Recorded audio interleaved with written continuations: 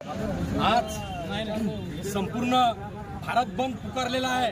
त्या भारत बंदला आज अकोल्यातून आम्ही सर्व संघटनेच्या वतीनं जाहीर पाठिंबा दिलेला आहे। सुप्रीम कोर्टाने जो 1 ऑगस्टला निर्णय घेतला, उपवर्गीकरण आणि क्रिमिनलचा जो मुद्दा या ठिकाणी सुप्रीम कोर्टाने जो पारित केला, त्याच्या विरोधात आज अकोला जिल्ह्यातील सर्व सामाजिक संघटना हे रस्त्यावर उतरले आहेत आणि आम्ही ही मागणी करतो की जो काही सुप्रीम कोर्टाने उपवर्गीकरण आणि क्रिमिनलचा जो मुद्दा या ठिकाणी पारित केला, हा तात्काळ या ठिकाणी रद्द करावा।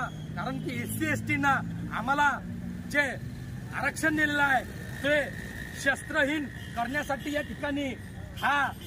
ठिकाणी सुप्रीम कोर्टाने हा निर्णय दिला आणि संविधानाच्या विरोधात हा निर्णय या ठिकाणी आहे। आर्टिकल 13, आर्टिकल 14 आणि आर्टिकल 15 या ठिकाणी याला डावलून हा निर्णय सुप्रीम कोर्टाने या ठिकाणी दिला।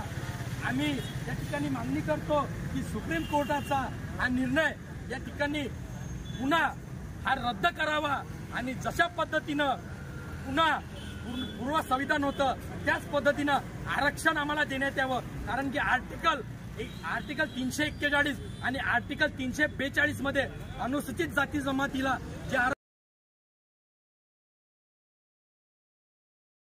हा त्या ठिकाणी चुकीचा निर्णय आहे।